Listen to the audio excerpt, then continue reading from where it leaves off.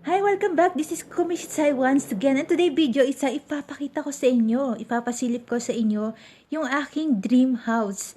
So finally, thanks God dahil tapos na siya at nakamit ko na yung minimithi ko sa buhay ko, yung mapagawa yung bahay namin.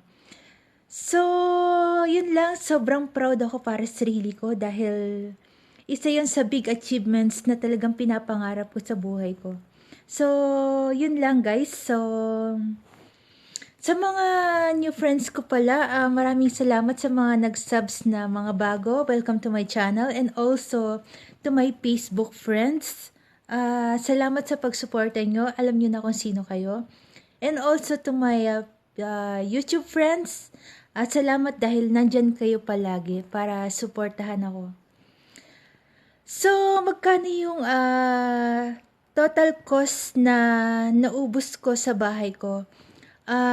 It's more than 200,000 pesos. So, yun yung nagastos ko sa pagpaparenovate ng bahay ko. So, dati, maliit lang siya. And then, walang kabuhay-buhay. And then, dati is, basta hindi siya maganda. Ang laki ng pinagbago niya ngayon dahil tumaas na siya ng konti and then napapainting ko na siya sa labas. Still hindi pa rin siya tapos sa loob kasi marami pa akong ipapaayos.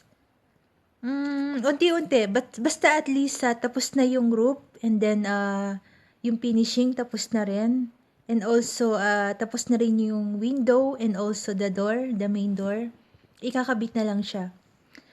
So, yun, ang hirap magpagawa lalo na kung kulang yung budget. So, yun lang. So, at least now, I'm so happy dahil tapos na siya. And sa last ng video ko, papasilip ko siya sa inyo.